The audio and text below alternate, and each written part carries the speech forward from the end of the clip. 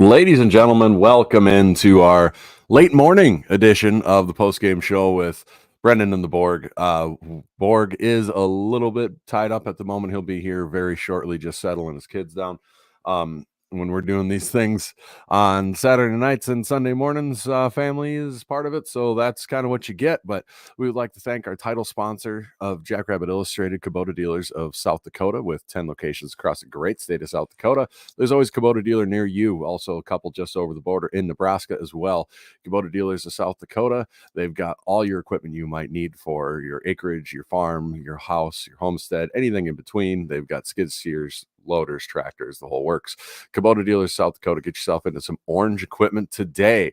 Good morning, everybody. What a morning, huh? It would have been fun to go live late last night, but family things get in the way sometimes and make it difficult. So we're going live this morning instead. Thank you for all joining us. Morning, Garrett. We had a hell of a game last night. My God, that was a lot of fun. That was a really, really fun game. And I see some people occasionally in some places complaining the offense didn't look great, yada, yada, yada. I don't care. I mean, this team showed some serious guts. Serious guts to come back. Because I know when I was standing in the stands watching it and USD gets the ball, starts driving down, your immediate thought is not twice in a row. Oh my God. Defense holds, forces a longer field goal. They have that fumble that was fortuitous on the snap, and I don't know if that play goes anywhere or not. If he fumbles it, you can't tell. I mean, nobody knows. But then their kicker pushes it to the left. Fortunate for us, it's a long field goal in college, especially outdoors for a dome kicker. So that's probably the best situation there that you can ask for realistically, besides recovering that fumble, which DePriest almost did. And you get to force it to go to overtime, baby. And what a way to end it. I think Matt Zimmer said that's the first overtime game between these two teams. I don't know if he meant just in Division I or if that was total overall, which would be insane if it's overall. But yeah, so what a game, what an ending, what a finish. That was a lot of fun. Mitch says there was a drone flying around just before halftime. We got to track that person down. They've got to have some sick night aerial photos of the Dana J. Yes, those have got to be really, really cool if they were doing it properly. There's like a ton of, what I found out through a friend of mine who teaches drone stuff is there's a ton of permits to fly those things over crowds and things like that. It's pretty wild. But yeah, those would be sick. And Brad hasn't even had his chocolate milk today. I thought that's I thought you had chocolate milk for breakfast in the morning. You don't tell me you drink coffee instead of chocolate milk. I'm just kidding. I'm drinking coffee as well. Yes, my voice is hoarse. It was used a lot. If you're at the game, I've caught a couple clips that were posted from ESPNU, and man, that crowd was loud. That was a lot. That was awesome. The crowd was into it the whole game. Wish some of the student section would have stayed a little longer, but that's okay. They were still into it and very loud all the way through. That was a lot of fun. I really, really thought Mark was on his game tonight, big time. He was throwing some darts and putting balls right where they needed to be. Some critical drops. I think both teams can say that they had pretty critical drops. I don't know. Parlay is asking, do I think the Jacks kicked the field goal in OT if the Yotes don't call the timeout before the Jacks got the 4th and short? It looked like they were going to. They were sending Hunter out. And then Jimmy got some time to think about it, and I'm betting that the offense said, "Coach, we can get this. Let us do it." And honestly, that was a really, really gutsy call to do that after you've already been stopped on 4th and inches once. Yeah, Jimmy said so. Garrett says so. I guess I didn't catch the coaches as much of the post game as I normally do. With Tyler Merriam just having to change the baby at the family bathrooms, and there's groups of people in there without babies and kids who need to be in there and all that. So you end up waiting a little longer to get in there. So I didn't quite catch as much as I normally would on the post game show. with or post game comments with Tyler Merriam, Jimmy, but man, that was a super gutsy call in my opinion. That was a crazy gutsy call. They've already stuffed you on those short yardage plays. You weren't getting huge push from the O-line. Really had to fight for it, but that's a great team. I want everybody to recognize that is a top 4 team that we just played, and we back-to-back games against top 4 teams. That was, I mean, 2 grind them out, knock them out games, and you got to appreciate these games. You're not always going to just walk over every team that you play. You know, you're not going to be the number 1 team by head and shoulders every year. All this means, this game doesn't mean that the Jacks aren't a national title contender. This means absolutely that they're a national title contender. I mean, that's a no doubt. Does this game get flipped if it's in Vermillion? Probably, yeah, but it wasn't. It was in Brookings, and that's what you do. You protect home, you know, keep the streak alive. 24 years since USD's been able to win at home or in Brookings. So you keep that streak alive. That's a big deal. You can tell it meant a lot to the players, I think. And yeah, so anyways, the man, the myth, the legend is with us. Mr. Borg has joined us. Saw him down on the sidelines, so he got a real close view. Zach, what was it like? How loud was it down on the field? It was pretty loud. First of all, apologies if my connection gets a little rough. I might switch over to my mobile because home internet's been a little weird of late. So, and apologies for getting on a little late. Like you last week, I've got life this week as well. So we've all got life. So it was pretty loud downstairs, down low. Great atmosphere again. Just terrific. Like I say, a little disappointed so many students left in the second half, guys. That was still a pretty good game. You missed a pretty good finish. I don't know if they were just used to the last couple of years expecting that maybe the game was going to get out of hand, but I do think maybe they were missed a little bit, especially as USD was driving a couple times. But phenomenal atmosphere. I think the crowd does make a difference, but I think it's one of those things I say. I know I don't want to do that because I know we all have if these teams ever do move on to another level, I hope they all can be together because I would hate to see these rivalries go away, man. SDSU, NDSU, USD, SDSU. I mean, I know it happened once before, and every school's got to do what they got to do. But man, these are the games that are fun, and obviously now that these are top 5 programs, it just makes it even better. But like you said, I heard a little bit of you while I was waiting there. Like you said, I think people got to kind of bear in mind, if you're an SDSU fan, what you had last year was one of the all-time great teams, not only for SDSU history. That was one of the all-time great teams in the history of the subdivision. So, I even remember last year USD fans kind of realizing that. USD fans going into the game last year thinking, well, we have a shot in this game. And then by the end of it, they're like, okay, that's an all-time team. They just, by the end of that game last year, I think they realized, okay, that was an all-time team. We're probably, even if we see them again, we probably don't have much of a shot against this team. But then you realize, and NDSU fans, similarly a year ago, kind of realized the same thing. NDSU media. And this is a different team. And it's not to say the Jacks won't eventually build that kind of a team again. We've seen this with NDSU as well. The Bison will have a string where they'll have every 4 or 5 years, they'll build up one of those super teams. But in between, you're going to be a little more of an average. An average is not a bad team either, but you're not going to be the super team every single year. And of course, last year you had a bit of a nuclear absurdity, which was so many 6-year seniors. But I think SDSU continues to show good resiliency. They still have that championship DNA. Mark Gronowski, I don't know if the numbers reflected it, but I thought that was one of his better games. And, like I said, I know USD doesn't feel very good about it. I know this is primarily the SDSU site, but I think I know they didn't go for a moral victory, but I think they proved themselves to a lot of people last night, at least. some curious play calling on both sides offensively that I think both fans have a right to be a little questioning. But I think USD at least proved themselves for now as a team that legitimately is in the mix as both a top 5 team and somebody who's going to be an impact. This is not last year. They are clearly a team. Obviously, that game at the end of the season with North Dakota State is going to weigh very heavily on things because, and, let's not forget, too, the Jacks still have a very tough game with Missouri State. UND, we don't know where they're going to be at after what happened yesterday with Youngstown, but that's never an easy game at the Alaris Center.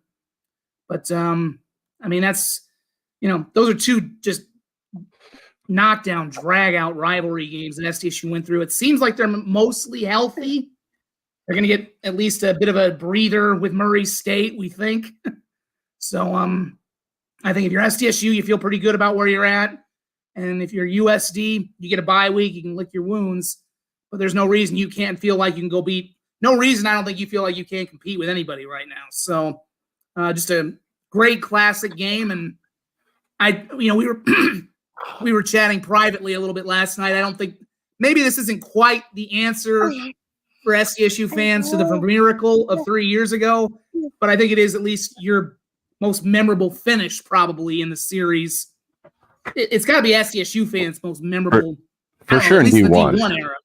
Yeah, at least D1. I mean, I remember there was that 2015, I think it was, when Farina returned the interception. They rallied from 10 down, but these 2 teams, as I look back, like I said, the 2021 game that had the finish, but these two teams are just so much better than they were 3 years ago. SDSU was good, but they hadn't quite hit that level yet. They were still letting a lot of games slip, and USD was just not. Obviously, they were still well ways. They were fringe playoff team, and they really slipped off the following year. They had a lot of off the field stuff, but the quality that you saw last night, I think, elevated that game to a different level. And it was just a slobber knocker, man. And that was fun. That was good old fashioned football. Well, even if you didn't like the play calling at times, that was just good Midwest brawl football. Well, yeah, I mean, this game in this year's edition of USD is the first edition that I think confidently I would look at and go, yeah, they are that top tier team, where you say that, yes, they are a top tier challenger. And I'm impressed. I did not think they were going to be that coming into this year. I thought they would take a step back after losing as much as they did on defense. I wasn't a huge believer in the offense. But that's what they need to do if they want this rivalry to get bigger than what it is, or to grow what the marker is. You've got to be at that level all the time. So that's the challenge. But absolutely, when it comes to this game in this year, they are a very, very good team. I see Ron chirping for Montana State in the chat. We'll see, buddy. I don't know, man. All these other teams, NDSU, USD, that when they came and faced the Jacks, they had gobs and gobs of passing yards and gobs of offense. We're averaging almost 40 yards a game. But this defense, man, they are locked down. They do a phenomenal job of, and it drives people nuts. They do give up the underneath routes, but they are, every defense gives up something that gets drawn up. There's a weakness to it somewhere. There's a weakness to every defense. And the Jacks have decided that they're going to allow that underneath stuff to be their weakness. And they're betting that against this defense, you're not going to be able to consistently drive the field and score touchdowns. And that is, in college football, a great strategy. It works perfect. And guess what? You held an offense that was averaging like 400 yards a game to 275. They were the number one yards offense, number one scoring offense. You held their offense to 7 points. That is a phenomenal performance. The week before, you held the other top offense with good rushing attack and good passing attack. You've held that offense to 13 points or 12 points, 13, whatever it was. Like, This defense is absolutely good enough to get you to the championship level. And I wonder somewhat if the coaching staff and, Jimmy says they're always, doing self-evaluation stuff on themselves. So maybe this changes, but you could tell there was a difference in how they called that game in the second half. And they just wanted to bully ball it. They just wanted to bully ball the Yotes in the second half, and it didn't function that well. They wanted to just be able to be conservative, don't give up a turnover, and drive it down. This is a second game. It's almost cost them, but your defense is that good. That is kind of the blueprint that they want to follow is get a lead and sit on it and make them beat you. And it was successful this time. Let's be honest. It took a phenomenal play. I don't put that fumble on Angel Johnson. I'm sure he'll say I should never fumble the ball. And, the easy answer is you never should fumble the ball. But that dude put his helmet square on the ball. I mean, hard for how far that ball popped out. It wasn't Who did pop that out? I've got to look because I was on we Dakota News. We had two shooters. I was in the I call it the Dyke House. It's the Stiglmeyer center now, the Stiglmeyer end zone. Our other shooter got a really good look at it. But yes, it was just that.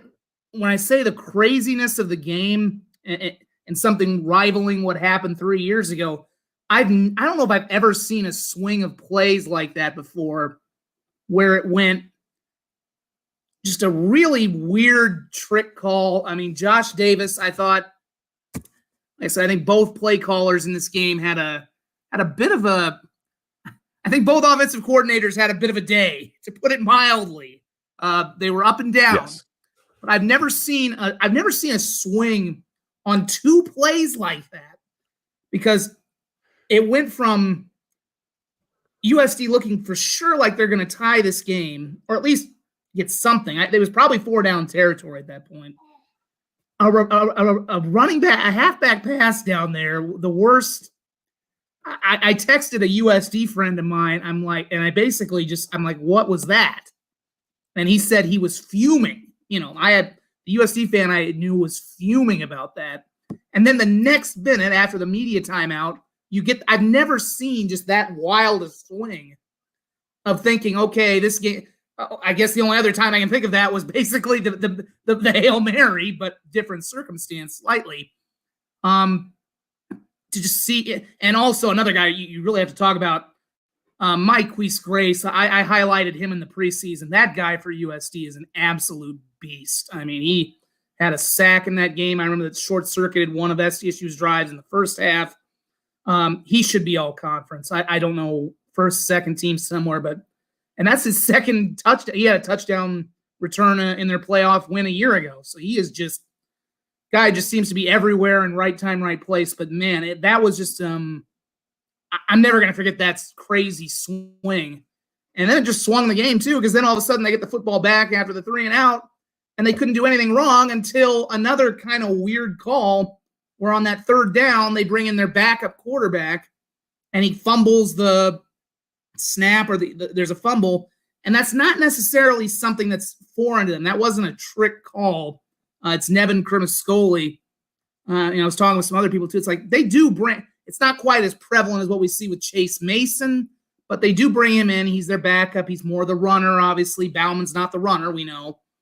But I just thought to do it in that situation when you're it's a long field goal, and like Dustman, Leyland has I think last year the only points they scored was a 50-yard field goal from Leyland. So he has the leg. But in that situation, you're outdoors. There's a bit of a wind. It's a pressure kick. I think to run a bit of a trick play there, not a trick play, but the way Bauman and that offense was operating, the way Tice was running on that final series, I think to take it out of their hands and put it in your backup quarterback's hands, who's only run it to that point, I think, once, was a risk. And then, of course, he loses 3 yards and you drop it back to a 47-yard kick. I think those are 2 plays where USD got very too cute, and that probably ended up costing them a win, potentially. So, yeah, I mean, I've never seen that kind of those are just 2 of the wildest swings, but I had Graham Spalding on. I'm hoping to get it because unfortunately we had some problems recording.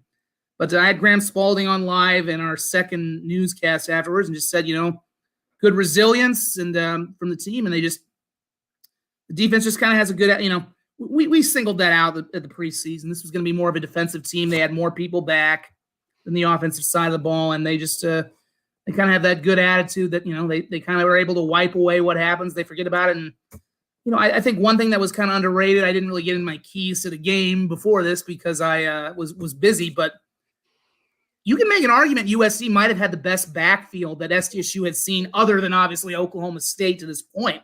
Because Tice is just such a hard – I know Jimmy, I think, had compared Tice maybe in his style to Isaiah, and he is just such a hard runner. Pierre is also kind of the changeup. NDSU's got a good backfield, but they don't have the Marty Brown and Capinu really haven't established themselves yet. I think they're going to get there. I think Marty Brown's going to be a very good back and eventually that feature guy at NDSU. But, you can make an argument that right now, other than Gordon, Pierre, and Tice were the best running back combination that SDSU were going to face to this point. They basically shut them down for the whole game. So, you're not going to run on that defense. That's part of where I think I was kind of curious about some of the play calling for USD was I thought that first drive, I thought both teams' first drive was a master class because I thought USD came out, they were getting the ball quick out of Bauman's hands. I don't think he took a sack. Credit him. We talk about how Bauman's never mobile. Get sacked. Yeah, but he got the ball out quick, and anytime he was in trouble, he chucked it away, threw it away. Frankly, he should have had probably two. He should have had the Quarren Adams, who's been terrific for them this year, the Iowa State transfer, should have had 2 catches. He should have had probably the one down in the first half that got reviewed and that got overturned. He should have probably caught that ball. Now, I know I had USC fans telling me that should have been a catch anyway. I didn't think it was. I thought it did look like it hit the turf, but he should have probably caught that. And then, of course, he threw he had another ball that was dropped in the end zone, and then that miraculous one to the former Jackrabbit Coons. Bauman, I think not. I think there were sometimes he maybe let a guy too much, but I think both quarterbacks were kind of hurt by their drops. I'll put it like that. They could have had even better days, quite frankly, than what they had. But I think, like I said, USC came out getting the ball out of Bauman's hands quick hitters. They were trying to get to the outside, weren't trying to run to the middle, which was obviously if you run inside on SDSU, you're not going to get anything. And I think it played very well. And then SDSU's opening drive, they're really pushing the ball down the field, a quarterback run game with Gronowski.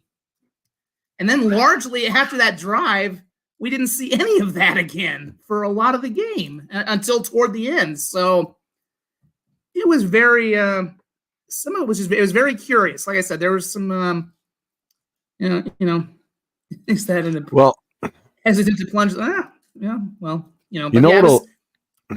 stick in my mind. It was good and bad. Like that. Right. Yeah. Both teams had good and bad. I think both teams will look back. And that's what happens in a close game like this between two good teams is you're going to have people looking back, and same thing as a marker game. You're going to be looking back going, God, we could have done this. We could have done this. We could have done this. Now I will say the thing that'll stick in my mind in a Vermiracle-esque way is Kevin Brenner's block on the overtime touchdown for Amar. I mean, oh man, did he blast through that line. And then Amar did as well. That was the first run of the game where Amar just put his head down and he saw a hole, put his head down and blasted. And he exploded it through that line. But man, that was, you look at it, Mark was really on. He was really on that game. I mean, he made some beautiful throws, putting them right where they need to be, even on some that got dropped. Yep. I think right now you can pretty easily say SDSU's receivers very much struggle with the contested catch. Because even though it's not something where you're like, I can't believe it didn't catch that. There was 3 or 4 where you would expect at least one to have been held on to, where, yeah, he got hammered, but he hung on to the ball. And that isn't happening right now. And that's hard. I mean, that's huge. That did make a big difference in this game. The one, I think, to Wildy on the sidelines where it's in his hands and the guy hits across his arms and he drops it. You go, yep, okay, I get why I dropped that. But on the other hand, you got to make some of those catches. Or Prejean got hammered by a D-back along the sideline and drops that ball. You know, that's something not where you're like, oh, you have to catch that. But over time, start catching those balls. Hold on. But, you know, really,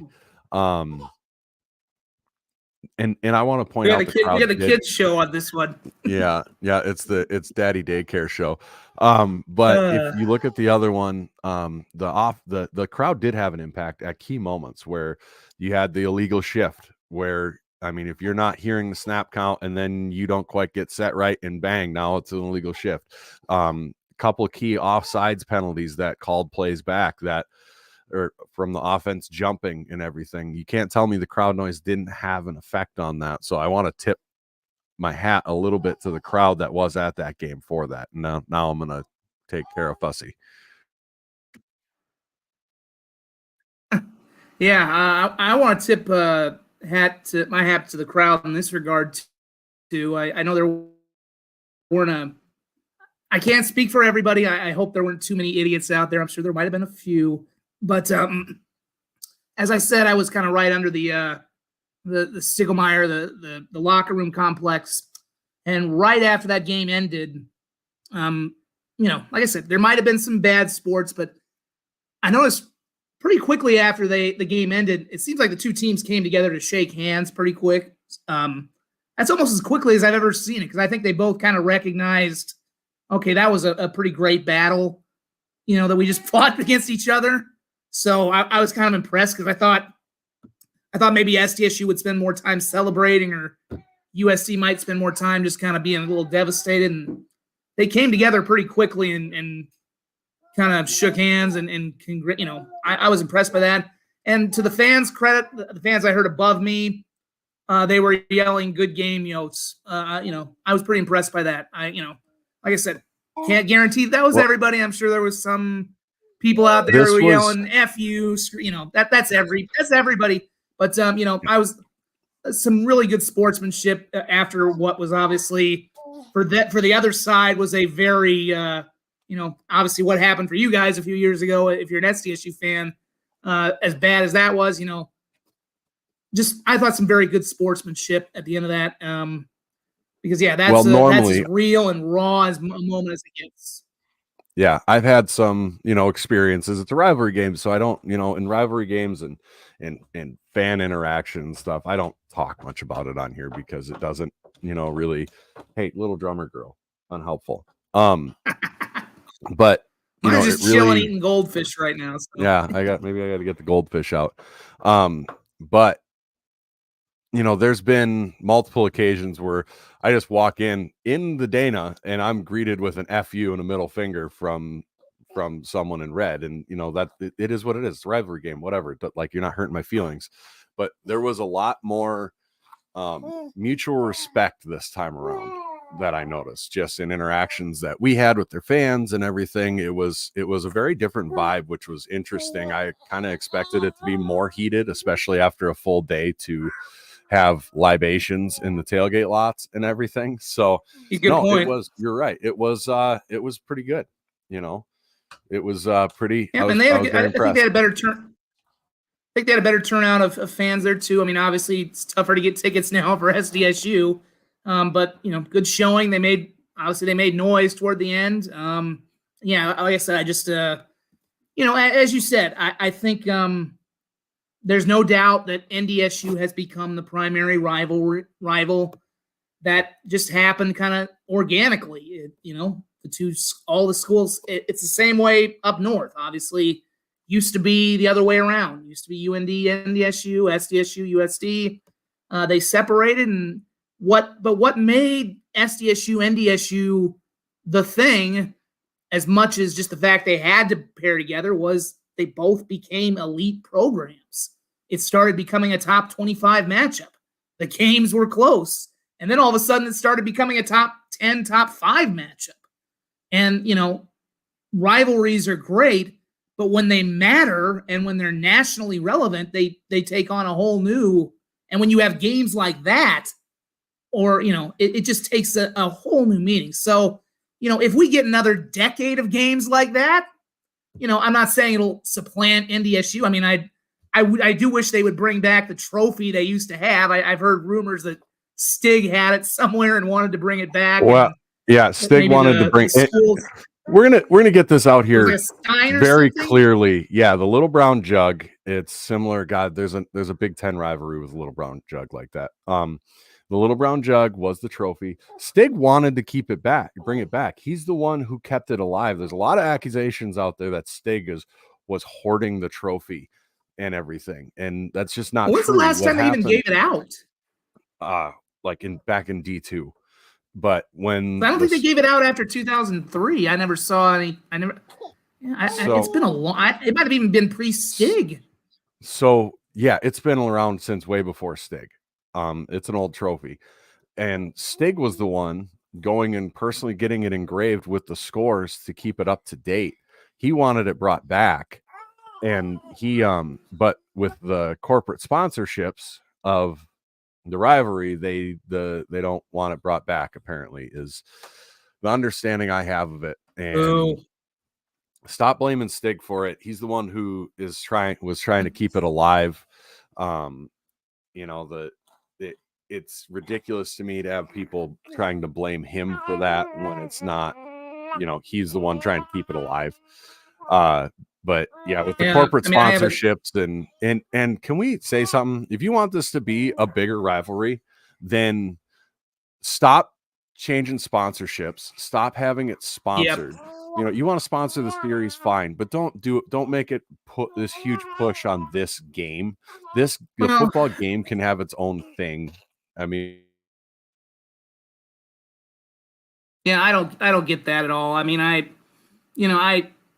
won't speak too much to the sponsors. I mean, I wanted to keep calling Frost Arena, but somebody put the money on it, and so I'm not gonna get in trouble calling out the sponsors too much here. But yeah, I don't understand how. I mean, the Interstate Series, the whatever it was before, I think it was the Corn Series. That's kind of an all sports thing. I don't understand. I don't understand how you couldn't have a separate trophy for football and still do the all sports thing. That doesn't make sense to me. Plus, I mean, what's helped make the marker so special is having the marker. They play for something.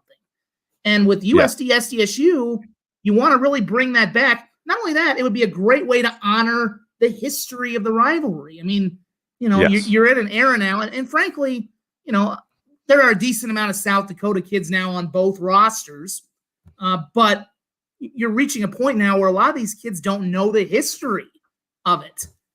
This would be a great way to connect to the Division II era alums of both schools. So this was something I did, full disclosure, I did want to ask Jimmy and Bob Nielsen about this.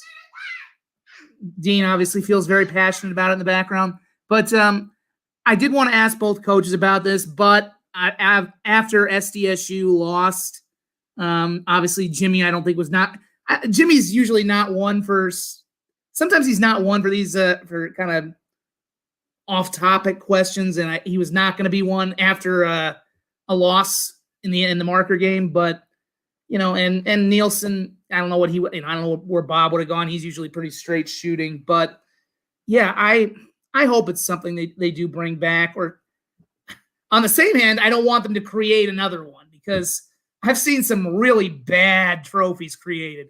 NDSU and SDSU got really lucky that they settled on the marker. I've seen they did a great job settling on something that had meaning and made sense. But I mean, Google what the Cyhawk trophy originally got changed to before its current iteration. I mean, they found a great one, but if they don't bring back the original trophy, just don't.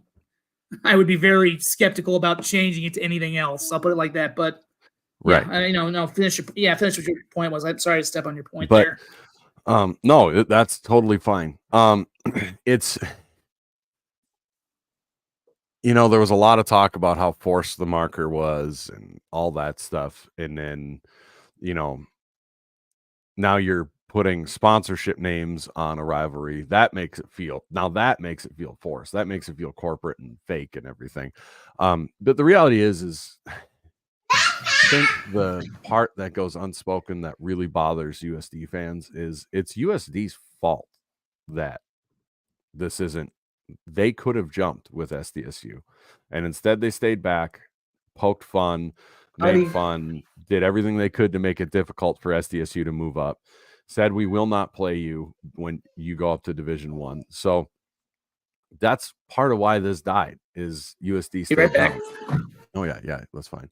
But on the game itself, because I mean we could talk for days and days and hours and hours. Matt Krul brings up, without the pass interference calls, those could have turned into huge plays and changed the game. Looked like they had a few steps on the outside. One, I'll have to watch the rewatch.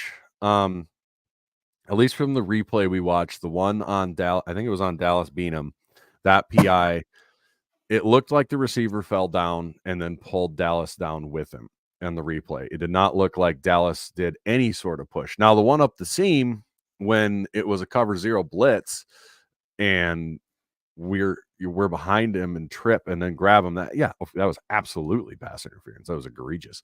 I'm not sure about the one on Dallas. The reality is, though, I say this all the time, it doesn't matter what the officials call, you've got to play and overcome it. That's just the reality of it, because guess what? Even if I believe in my soul that was not a pass interference, it doesn't matter. You know why? It's still pass interference because they called it. That is what it is. You can say what you want about it, but that is what it is. These refs weren't they let a lot of things go. They absolutely let a lot of things go. There was a lot of things both teams got away with. Yeah, exactly. That Tucker's PI was a high intelligence play on him. If he doesn't grab him, they might score a touchdown there, and this might be a whole different game. That is just being you save a touchdown. Yeah, you save a touchdown. That's exactly what you're supposed to do. You're supposed to do that. You're supposed to not give a touchdown, give your defense a chance to hang in there, and that ends up being huge. I think that was the drive where they get the pick on the trick play, and that was the drive where they missed the field goal. If he doesn't do that and they score a touchdown, who knows what happens there? So, I'm gonna let you talk here. And now I got my son too wanting me to turn the mat on. Yeah, I didn't. I had somebody bring that up to me about the Beanham thing. I didn't see the replay. I only have one view, and they didn't. I don't think they showed they didn't show a replay that I remember on the big screen. But the officiating crew, you alluded to it. They had an interesting night. They let some stuff go. I thought there were some interesting calls on both sides. That's kind of that's officiating now anymore. I mean, they're it's you kind of hope they're seen but not heard. Unfortunately, that tends not to be the case anymore. But I thought that kind of evened out for the most part in the game. But yeah, I think that and big return. I don't know if we mentioned this already. Tucker Large being back, pun intended, very large to have him back in the lineup for this team. Already making some huge plays. And I still don't know that he's 100%, but he's only going to make them better. Man, I mean, what a difference he might have made the week before. If he'd play just the plays he made last night, what a difference they might have made a week ago on NDSU's final drive. You never know. I'm not calling out the guys who were there. I'm not calling out the guys who were replacing him, but it's just like Jimmy said, that high IQ. You can't replace that. He's just a different breed. Man, and I got to say this too. I mean, like I said, we've been critical of the offenses and some of the drops, but how good were those two secondaries? Yeah, you're good. How good were the two secondaries we saw last night? Dennis Shorter was just he was there. I saw I think Matt Zimmer had the comment. He came to play. I mean, those teams just absolutely spiked each other. Got my son playing with the Paw Patrol here, so I hope you enjoy that.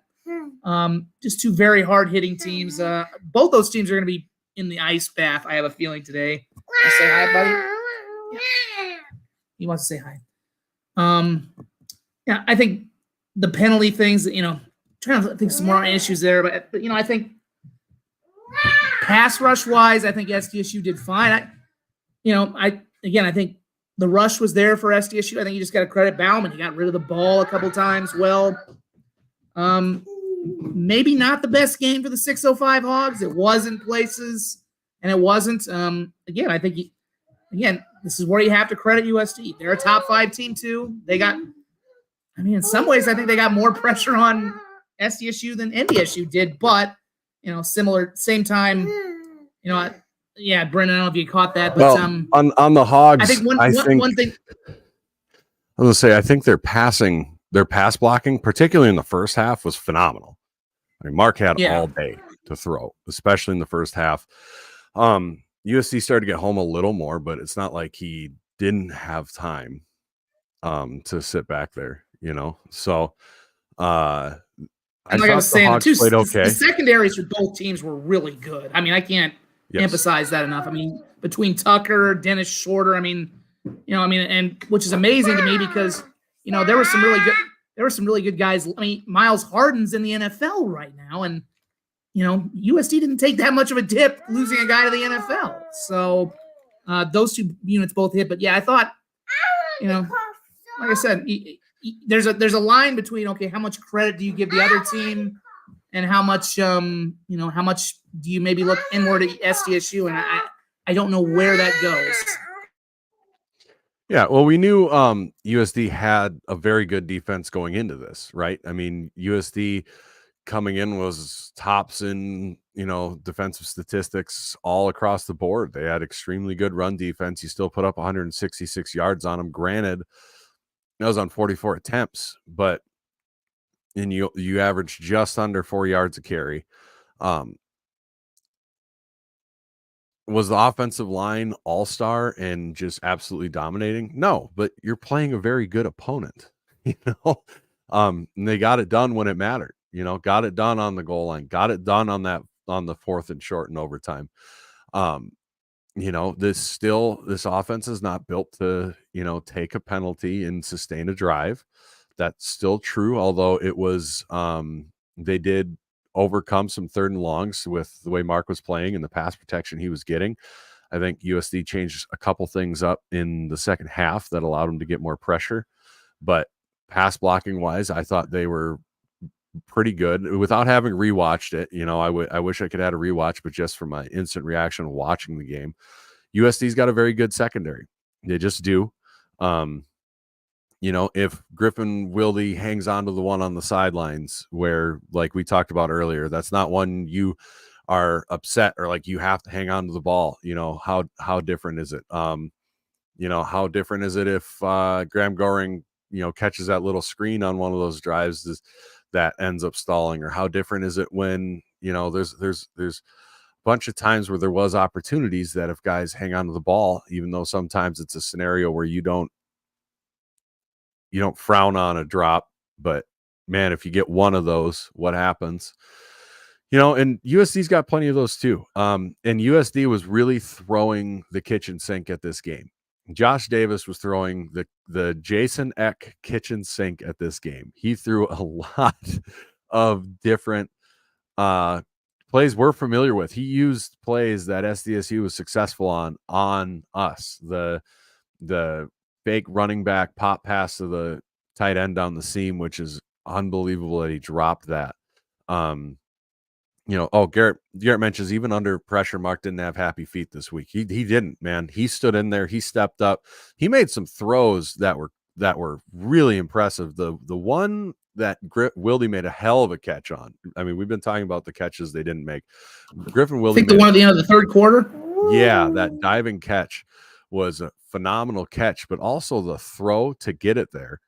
Mark steps up in the pocket. he's going forward. He's on his front foot and just flicks that as a dart out there. And that is not a short throw that he threw on a dart. Was it a perfect pass? No, obviously Wilde had to dive for it, but that was a hell of a toss to get it out there. Made a lot of throws. He made a couple throws like that where I was like, holy crap, that was a good throw if you have your feet set and everything's perfect, let alone if you're on your front foot. But man, he really, really operated well staying in the pocket. And I think that was a huge difference. Just for how good he looked. He stayed in the pocket this game as opposed to the NDSU game. He was bailing, to get around. And then he made huge plays with his feet, rushing for some long first downs, some backbreakers. Man, he was phenomenal when it came to that. So just want to bring that up. But I forgot what I was talking about before I jumped back into this after Garrett's comment there. But yeah, it's okay. I'm losing my track too because my son was just their secondary. My son was just celebrating Marshall winning his race. Oh, nice. USD does have phenomenal. He's seen the episode about 40 times, but it's still celebrating. Right. I think I did notice we started to see some more of the young receivers in there. And getting some reps. Right. And there was some growing pains. There were some growing pains with that. The screen to Wilde down on the north end of the field there, I think it was maybe in overtime, or it might have been on the one where we had to kick the long field goal, which I want to address that as well. People are ragging on Hunter. And I want to talk about what I saw, but there was you throw it out to Wilde and your lead blocker is a freshman who just gets beat twice by two guys. And, that's something where, maybe another year of seasoning and practice run blocking that makes a difference. So, that was interesting on the kick by Dustman that goes wide. Everybody's automatic reaction is, oh my God, our kicker's terrible. First off, Hunter is not terrible. And, if you just go, well, he kicks a kickoff out of bounds now and then, or he's missed 2 field goals. He missed 50-yard field goal, which is a long, long kick for a college kicker. And then he missed another long one last night in the elements. And on top of that, the hold and snap did not look good. The ball was on the turf for a second. You could see he had to hesitate a little bit from what I saw. Now, maybe in a rewatch, I'm completely wrong, but from what I saw was an imperfect hold and imperfect snap that made him slow. And I was honestly fairly impressed. I didn't think he was going to get it off for a second. So, that was, that's what I saw on that. And when he kicks him out of bounds, they're asking a lot out of him as a kicker. With the things they make him do, as a kicker on these kickoffs, and they ask him to do, because like the first kickoff out of bounds, they were trying to get that thing to drop and sit in that corner. So the USD returner had to go pick it up off the turf as it sits. And that's tough on a kickoff it's not like his kickoffs when they go out of bounds are just flying out of bounds and are shanked. It's just a little bit of a bounce that's bouncing it out. Just a little bit of a skip. And there's reasons you do those things. You're trying to pin them back even further, or even give yourself an opportunity to jump on the ball where you feel that risk is worth the reward, and sometimes it doesn't work out on that. It didn't work out.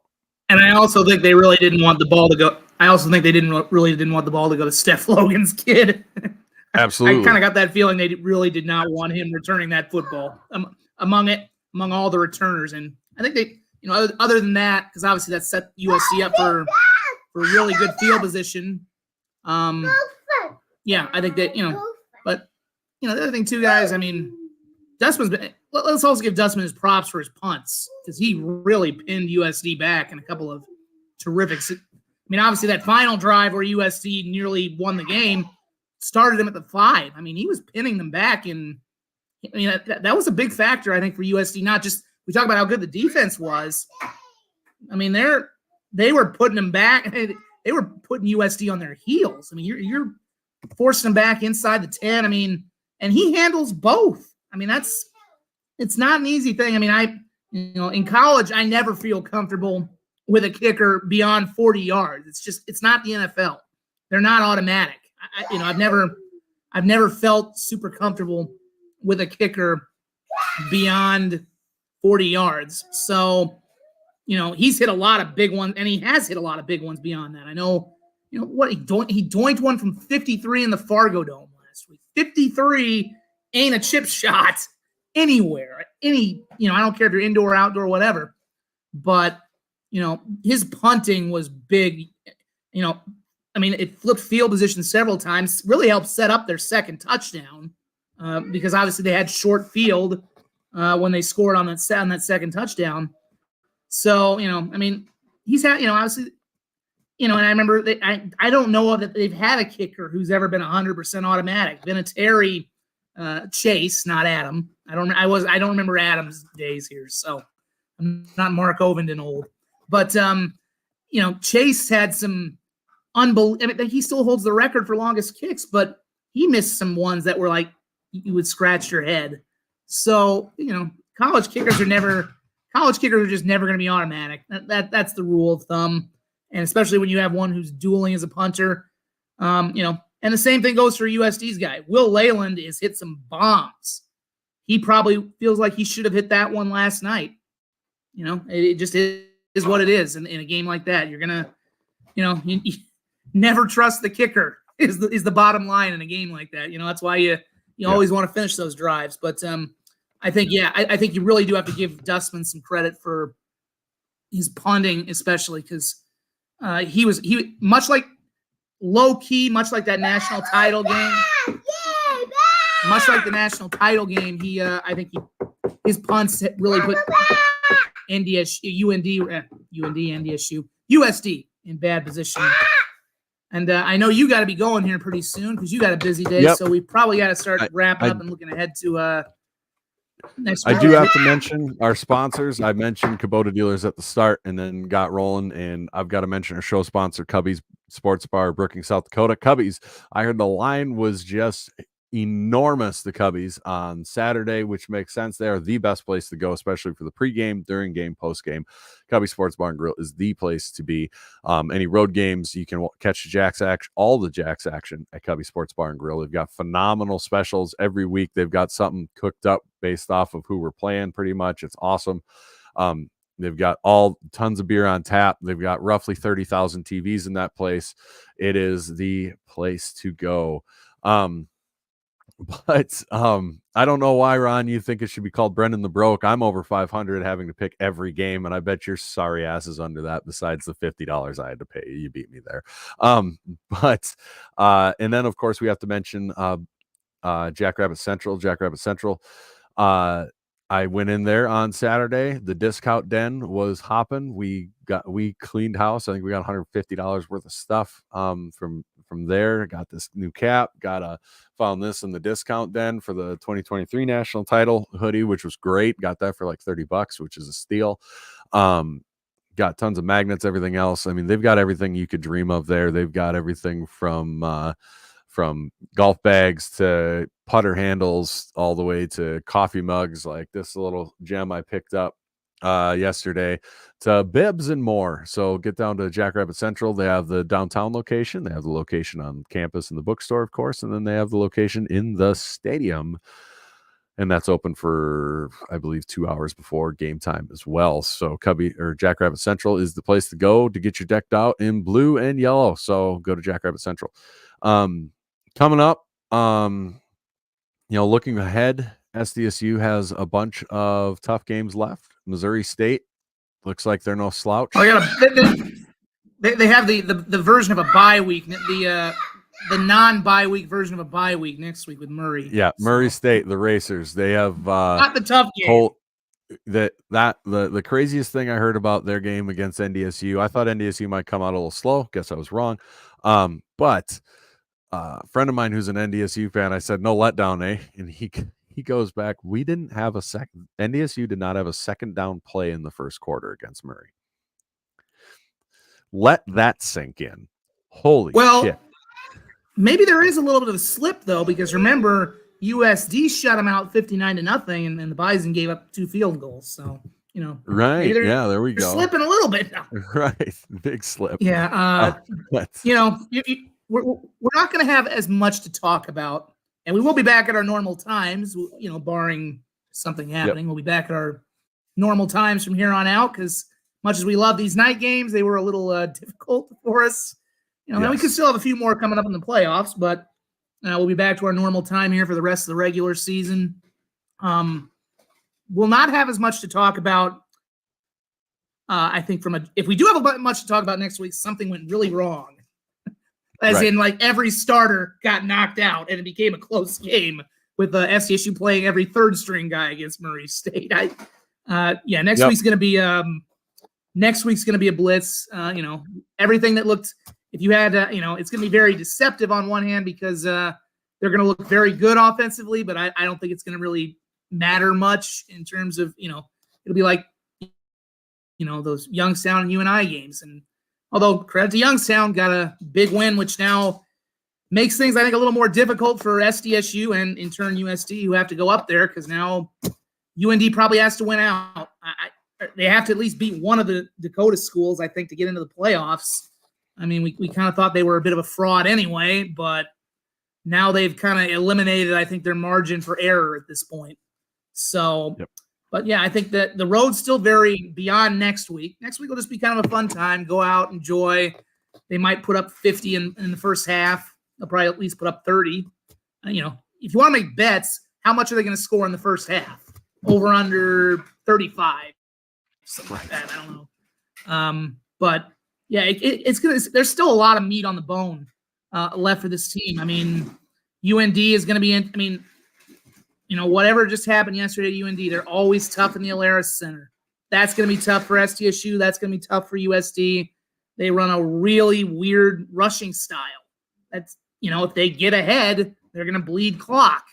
And obviously with SDSU right now, the offense is in a weird place. Maybe it'll get in a better place, but. Missouri State, who would have thought? I mean, they look legitimate, and their last game as an FCS team, because they are not playoff eligible, is SDSU, and you better believe they will. And they also play at NDSU the week before. You better believe they heard everything that myself included. We all talk like this team does not belong in FBS. They're going to want to make a statement the last 2 games in FCS, especially knowing they can't go to the playoffs. So that's going to be a tougher game at the end for the Jackrabbits.